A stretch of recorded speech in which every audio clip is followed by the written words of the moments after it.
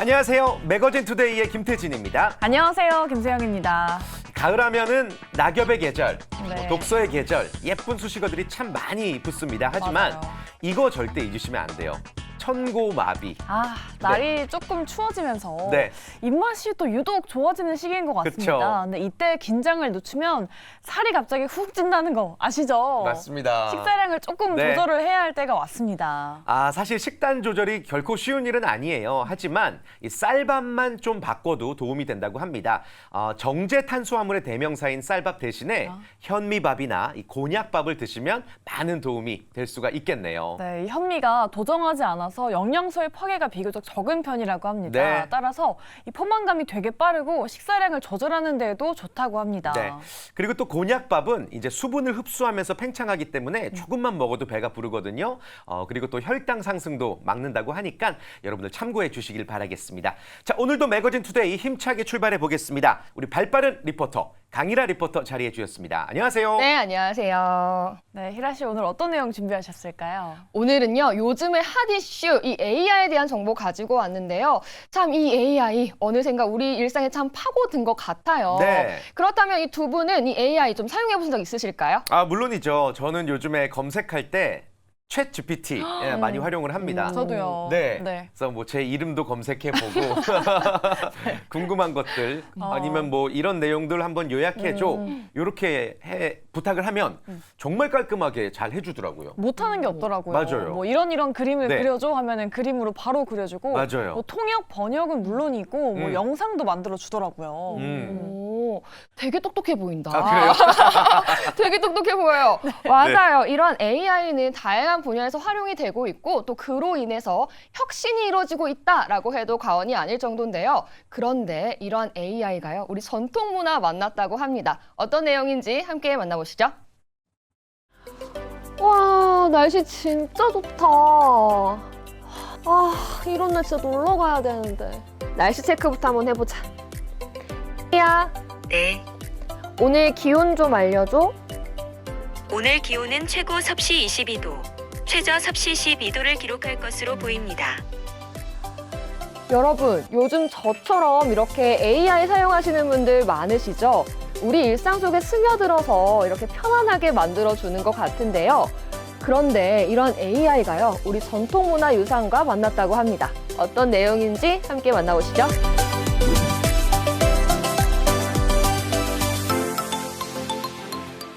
AI, 즉 인공지능이란 무엇일까요? AI란 인간의 학습 능력, 추론 능력, 지각 능력을 인공적으로 구현하려는 컴퓨터 과학의 세부 분야 중 하나입니다. 이러한 AI의 등장으로 우리의 일상은 조금씩 바뀌고 있죠. 쉽게 접할 수 있는 사례 중 하나가 바로 챗봇. 많은 기업들이 이용자와 상호작용하는 방법으로 챗봇을 사용하는 경우가 많죠. 고객은 챗봇을 통해 24시간 궁금한 점을 해결할 수 있고, 기업은 고객들로부터 중요한 정보를 얻는 동시에 직원의 시간을 다른 작업에 할애할 수도 있습니다. AI는 다양한 곳에서 혁신적인 변화를 이끌고 있죠. 그리고 이 활용 범위는 점차 확대될 것이라고 보고 있습니다. 이러한 AI의 도입은 효율성을 높이고 새로운 가치를 창출하는 데 한몫한다고 볼 수 있죠. 그렇다면 실제로 AI를 사용하는 사람들은 얼마나 많을까요? 생성형 AI 사용 경험 유무를 묻는 질문에 전체 응답자의 73.9%가 사용 경험이 있다고 답했고, 26.1%의 응답자는 사용 경험이 없는 것으로 나타났습니다. 네, 이렇게 많은 분들이 사용하고 있는 AI, 이 AI의 발전은 정말 무궁무진하다고 합니다. 그런데 이 첨단 기술인 AI와 우리 전통 문화가 만났다고 합니다. 그래서 제가 자세히 알아보기 위해서 우리나라에서 역사를 제일 잘할 수 있는 안동에 내려왔거든요. 어떤 내용인지 함께 가보실까요? 이번에 제가 방문한 곳은 바로 안동. 안동은 한국의 전통 문화와 역사적 유산이 잘 보존된 도시죠. 많은 관광 명소와 문화 체험이 가능하기도 합니다. 이곳은 한국 정신문화의 수도로 불린다고 하죠. 이 도시에 자리 잡은 한국국학진흥원. 한국의 전통 문화와 사상을 연구하고 보존하는 전문 기관입니다. 이 연구원은 한 민족의 고유한 평화 철학인 홍익인간 이하세계 정신을 바탕으로 하고 있는데요. 현대사회 물질 만능주의를 극복하고 깨달음의 문화를 연구하는 데 중점을 두고 있습니다. 그리고 한국의 언어, 문화, 역사, 철학, 종교 등을 포함하여 다양한 분야에서 연구를 진행하고 있는 중이죠. 안녕하세요. 네, 안녕하세요. 지금 제가 있는 이곳, 이 한국국학진흥원이 어떤 곳인지 소개 부탁드릴게요. 네, 한국국학진흥원은 우리나라에서 국학 자료를 가장 많이 소장하고 있는 국학의 진흥기관인데요. 주로 하는 일은 민간에 소장하고 있는 국학 자료를 조사, 수집, 보존, 연구, 활용을 하는 기관이라고 할 수가 있습니다.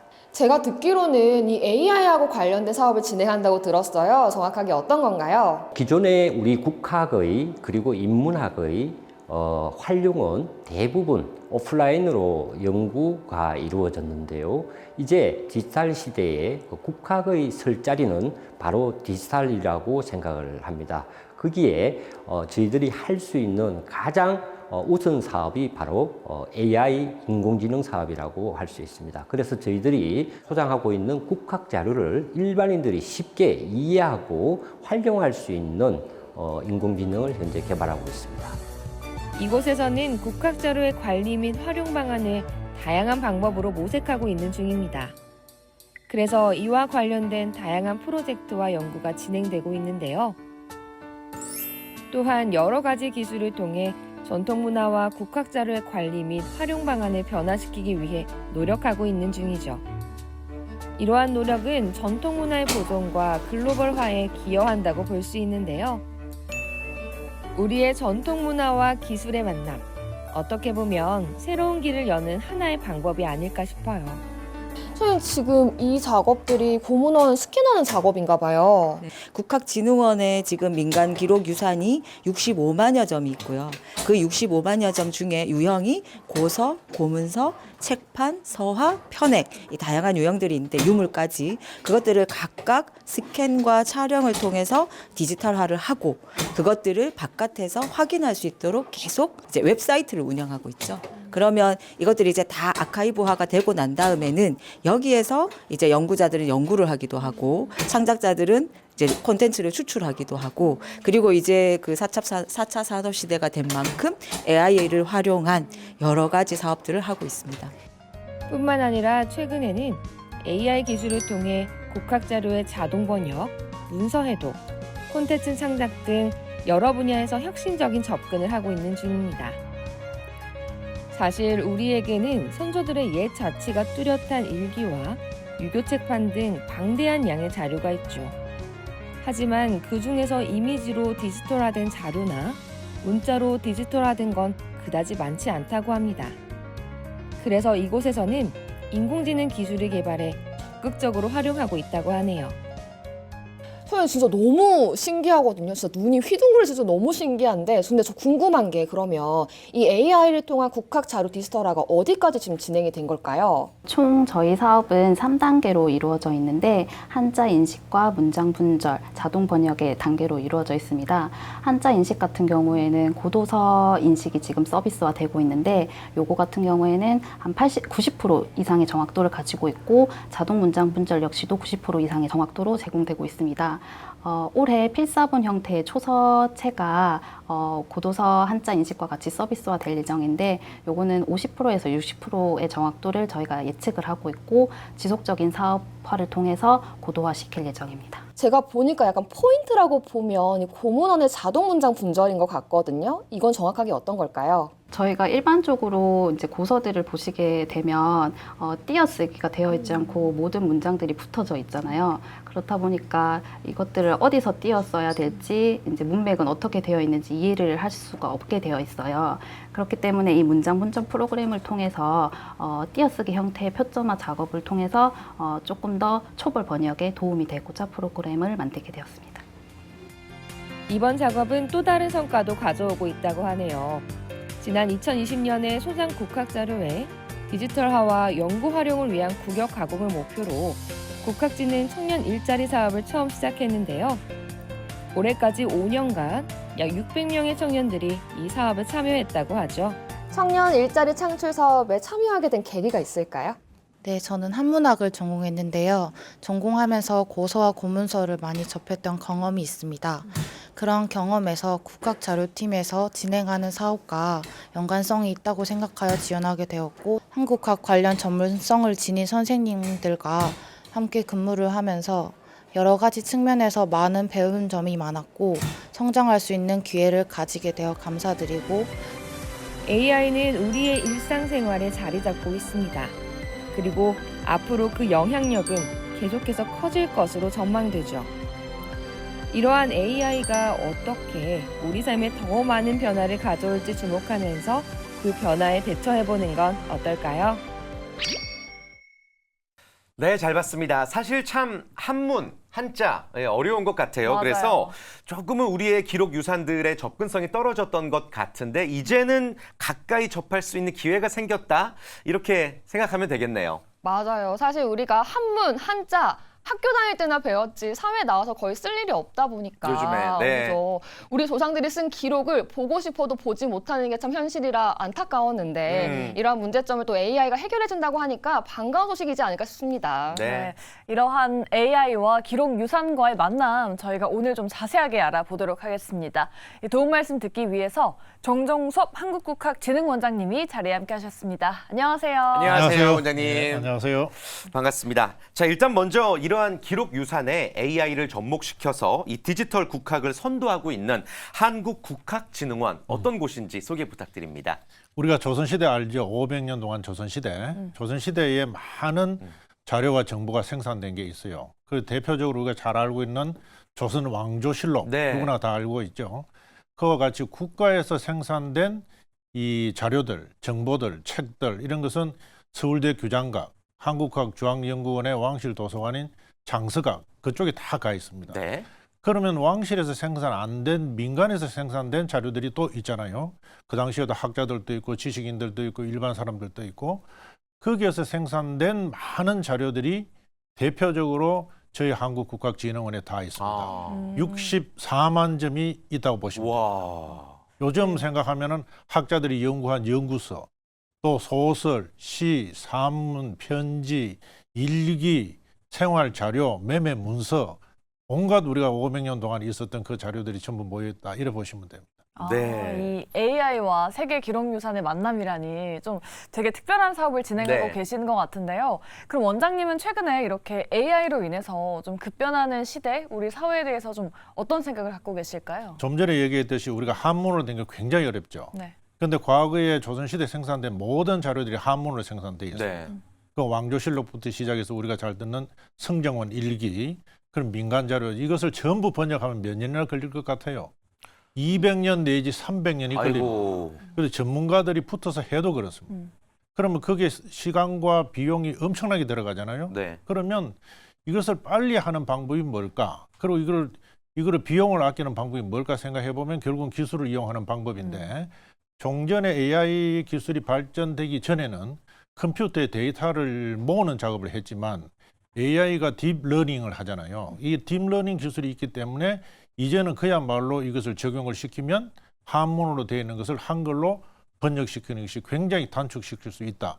이렇게 해서 우리 원에서 처음으로 AI 기술을 접목을 시켰습니다. 네. 근데 이게 생각해 보면은 사실 네. 상당히 복잡한 또 과정일 것 같은데요. 그럴 것 같아요. 네, 예. 어렵진 않은지 저는 특히 옛날 자료들, 이 고문원을 어떻게 잘 인식할 수 있었는지가 궁금하거든요.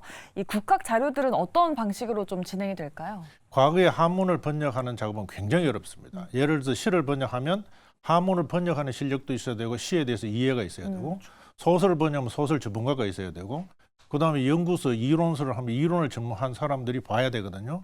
근데 이것을 어떻게 하면 AI가 한꺼번에 다 처리할 수 있을까? 이게 우리의 제일 관심사죠. 네. 그래서 제일 먼저 해야 되는 것은 한자로 되어 있는 것을 첫째 한글로 옮기는 작업을 어떻게 할 것이냐 하는 게 제일 큰 문제잖아요. 네. 그럼 한글로 옮겨놓으면 한글로 옮겨놓은 의미가 뭐냐 하는 것은 또 전문가들이 해석을 하는 거죠. 그래서 지금 저희들이 가지고 있는 64만 점 가까이 되는 이 자료들이 거의 다 한자로 되어 있는데 이 한자를 컴퓨터와 AI 기술로 하면 거의 이것을 정돈이 가능하다. 특히 초서, 여러분들 초서 보셨죠? 네. 초서는 일반 사람들이 읽을 수가 없습니다. 그러면 그 초서를 정자로 바꿔놔야만 읽을 수가 있습니다. 그래서 지금 저희 원에서 개발한 것은 이 초서를 정자로 바꾸는 것은 95% 이상을 도달되어 있습니다. 그래서 이제 정자로 바꾸면 이 정자로 바꾼 것을 이제 한글로 바꿔야 되는데 다시. 단순한 번역을 한다고 된 일이 아니고 의미로 확인을 해내야 되잖아요. 네. 그러면 AI가 할 수 있는 것은 딥러닝이 가능하기 때문에 이제까지 전문가들이 많은 시를 번역을 했고 많은 문장을 번역을 했고 많은 공문서를 번역을 했잖아요. 그것을 AI가 학습을 하게 될 것 같으면 그야말로 사람이 하는 것과 거의 근접한 형태로까지 도달할 수 있다. 우리는 이것을 보고 지금 진행을 하고 있습니다. 네. 자, 아주 의미 있는 작업이 아닐 수가 없겠습니다. 네. 이 작업이 이루어지는 현장에 우리 희라 씨가 직접 다녀오셨는데 직접 보고 들으시니까 어떠셨나요? AI로 우리 국학자를 번역한다라는 주제를 제가 들었을 때 네. 되게 설렜어요. 어. 왜냐하면 제가 이래봬도 역사학을 전공한 아, 역사학부였거든요. 그래요? 그래서 되게 설렜는데 그래서 촬영하면서도 굉장히 꼼꼼하게 봤거든요. 와, 이 방대한 국학 자료를 디지털화하는 작업을 보니까 너무 흥미롭고 정말 재밌었어요. 네. 그럼 원장님께도 여쭤볼게요. 이 국학 자료가 이렇게 디지털화가 된다면은 이용자들에게 좀 어떤 편의성이 생길지 뭔가 접근이 용이해지겠죠? 그건 엄청난 이익을 가져옵니다. 네. 네. 이번에 우리가 노벨 문학상을 수상했잖아요. 네. 그러면 그 작가가 뛰어난 역량도 가지고 있지만 전 세계가 이제는 한국의 문학을 들여다보게 되고 한국의 문학이 생산된 한국 문화를 보게 되고 한국 역사를 들여다보게 되잖아요. 그 모든 자료들이 축적되어 있는 것이 우리와 같은 이런 기관이라고 보시면 됩니다. 네. 그러면 이러한 것을 단시간 내에 그리고 정확도를 높여서 이것을 전 세계 언어로 다시 이걸 번역될 수 있게 만들어낸다면 전 세계가 그야말로 K컬처를 이제 주목을 하게 되겠죠. 그렇게 그와 마찬가지로 이제는 이 과정을 통해서 저희들이 하고자 하는 것은 국내외인 전 세계인에게 우리가 500년 동안 축적되어 있던 많은 지적인 부분 또 생활적인 부분에서 축적된 이 자료들을 제공을 해서 예. 그 사람들로 하여금 이 지구상에 이러한 사람들이 이러한 생각을 가지고 이런 삶을 살아간 것이 있다. 이것을 우리가 어떻게 볼 것이냐 하는 그런 우리가 자료를 제공을 하는 거고 그렇게 하면 그 사람들이 한국에 대해서 이제 더 깊이 들여다볼 수 있겠죠. 그런 어떤 큰 이익이 있고 그다음에는 이러한 AI 작업을 통해서 하다 보면은 결국은 디지털 베이스로 할 수밖에 없는데 지금 원본 자료는 거기는 국보도 있고 여러분들 아시는 징비록 같은 것은 국보입니다. 네. 또 국보 보물 지정문화재가 1000몇 점이 넘는 것이 우리 원에 다 있습니다. 그럼 이거는 원본 자체를 손으로 직접 만질 수가 없잖아요. 그렇지만은 디지털화 할 것 같으면 전 세계인이 디지털화된 그 자료를 통해서 모두 다가 접근할 수 있으니까 그런 점에서 보면 획기적인 변화라고 봐야죠. 네. 이 고문헌을 디지털화하는 작업이 정말 최근 시대 흐름에 잘 맞다라고 생각을 하는데 원장님 이 기술이 좀 어느 정도 수준까지 지금 와 있을까요? 조금 전에 말씀드렸듯이 초서를 정자로 읽는 것은 95% 이상 지금 가능하게 되어 있습니다. 예. 그런데 여러분들 한번 보셨지만 한자로 되어 있는 문헌을 보면 모든 글자가 붙어 있습니다. 모든 글자 띄어쓰기가 전혀 없습니다. 네네. 그래서 그 문장을 이해하려면 어디에서 띄어쓰느냐, 어디에서 마침표가 찍어지느냐, 쉼표가 찍어지느냐 굉장히 중요하거든요. 그런 부분을 이제는 AI가 그동안에 있는 모든 자료를 습득을 해서 스스로 그것을 띄우고 점을 찍고 마침표를 찍고 하는 작업을 하게 됩니다. 그것이 지금 90% 가까이 왔습니다. 네. 그러면 이런 정도로 도달이 되었을 때 가장 큰 문제 중에 하나는 인쇄로 되어 있는 것은 문제가 없는데 사람이 손으로 쓴 글씨들이 많이 있습니다. 그럼 사람이 손으로 쓸 때는 우리 한글도 마찬가지지만 정확하게 쓰는 사람이 있고 그 획이 애매하게 쓰는 부분 흘려 쓰는 사람도 있고. 예. 그러면 어떻게 하면은 기계가 그것을 정확하게 다 읽어낼 수 있을까? 이게 이제 앞으로 주어진 완성도를 높이는 작업인데 이 부분도 지금 한국과 중국과 일본이 공통으로 안고 있는 그런 과제인데 양쪽에서 다 기술이 지금 진행이 되고 있거든요. 지금 진행된 걸로 봤을 때는 거의 90% 이상이 지금 초서를 읽어내는 게 있고 그다음에 아까 같이 애매한 이자체 같은 글자라고 하더라도 같은 뜻을 가지고 있는 글자라고 하더라도 다양한 형태로 쓴 글자가 있습니다. 한자는 그 이자체 그야말로 모양이 다른 글자 네네. 모양이 다른 글자를 읽어내는 작업까지 다 하게 될 것 같으면은 거의 100% 가까이 우리가 단계에 올릴 수 있다고 봐요. 네. 아, 그렇군요. 네. 이외에도 또 다양한 사업을 하고 계신다고 저희가 들었거든요. 그 전통 문화 전승을 위해서 또 힘쓰고 계신다고 들었는데 자세히 좀 말씀해 주세요. 저희 국학진흥원은 아까 말씀드린 대로 64만여 점에 관련되어 있는 것이 저희 전통생활과 관련되어 있는 내용입니다. 그러면 그 중에 우리 조상들이 살았던 삶 중에도 예를 들어서 반성해야 될 부분과 지금은 버려야 될 부분도 있겠지만 우리 조상들이 발견해냈던 많은 삶의 지혜와 지식과 정보가 엄청나게 많거든요. 그 중에 하나가 지금 전국적으로 지금 가장 반응이 큰 것이 아름다운 이야기 할머니 사업이었습니다. 네. 지금 대략 한 2,800여 명의 이야기 할머니들이 네. 7,800여 개의 유아교육기관에 전부 전국적으로 지금도 활동을 하고 계세요. 그분들이 하는 작업은 뭐고 하면 우리 원에 들어있는 이 자료를 재해석해서 거기에서 유아들에게 전달시켜 줄 수 있는 지혜로운 이야기, 옛날 할머니들 얘기를 생각하시면 됩니다. 그 할머니들의 얘기를 유아교육기관에서 할머니가 두 세대를 건너뛰어서 새로 우리의 미래 세대한테 전달해주는 그 프로그램이에요. 네. 이것이 10년 넘게 되었는데 그 유아교육기관에서 만족도도 굉장히 높고 거기에 참여하시는 할머니들의 만족도라는 것은 그야말로 상상하기 어려울 정도로 대단히 만족스럽습니다. 그러다 보니까 이제 할아버지들도 좀 해보자 네, 네. 이렇게 됐어요. 그래서 작년부터 할아버지들이 할머니와 똑같은 역할을 할 수 없잖아요. 그러면 할아버지들이 가지고 있는 장점을 후세대한테 전달시키는 뭘까 이렇게 해서 저희들이 시험 사업을 지금 진행을 하고 있고 그 외에도 마찬가지로 전통 문화와 전통 사업과 관련되는 많은 프로그램을 저희 연수원에서 진행하고 있고 특히 젊은 외국인들이 와서 그 프로그램을 체험을 해보고 야 이것이 정말 한국적인 것이구나 이것을 느낄 수 있는 것이 점점 그 수요가 많아지고 있습니다. 네. 네, 그럼 원장님 이러한 AI 기술들이 앞으로 우리 국학 연구에는 어떠한 영향을 좀 미치게 될까요? 이것은 첫째 그동안에 이 잠자고 있던 모든 자료가 이제는 전 국민들한테 공개가 되고 전 국민들이 너무나 쉽게 용이하게 접근을 하게 되고 이제는 우리 국민들을 넘어서서 전 세계적으로 이제 확산이 될 것입니다. 그래서 내년부터는 이제 이 한국국학진흥원이 전 세계적인 네트워크를 더 강화를 하고 그야말로 전 세계인들이 쉽게 한국 문화에 접근할 수 있도록 만들어져야 되거든요. 그래서 그 사람들 보고 노력을 해서 우리 문화를 이해해라 이렇게 하기 전에 그 사람들이 쉽게 접근하고 용이하게 이해할 수 있도록 만들어주는 것이 우리 작업이다 이렇게 해서 내년부터는 세계적인 어떤 그 네트워크를 구축을 하고 세계적인 활동을 펼쳐나갈 생각입니다. 네. 맞습니다. 전 세계적으로 지금 뭐 K-팝, K-뷰티 이런 K-컬처에 대한 관심이 높아지고 있는 만큼 네. 우리 원장님의 노력이 더욱더 빛을 발하길 응원해 보도록 하겠습니다. 네, 오늘 좋은 말씀 주신 정종섭 원장님 그리고 강일아 리포터 고맙습니다. 고맙습니다. 네, 감사합니다. 자, AI는 정말 다양한 분야에서 혁신적인 변화를 이끌어가고 있습니다. 그리고 앞으로도 그 활용 범위가 더더욱 확대될 것으로 보이는데요. 이처럼 각 분야에서 AI의 도입은 효율성을 높이고 그리고 또 새로운 가치를 창출하게 됩니다. 다양한 면에서 기여하고 있다는 사실 오늘 확인할 수가 있었습니다. 맞습니다. 오늘 살펴본 사례처럼 AI 기술은 우리의 삶에 정말 다양한 영향을 미치고 있는 것 같아요. 앞으로 AI 기술은 또 어떤 미래를 가져올까요? 기대해 보면서 아쉽지만 오늘은 저희 여기서 마무리하도록 하겠습니다. 저희는 다음 이 시간에 더 알찬 정보로 돌아오도록 할게요. 시청해주신 여러분 고맙습니다.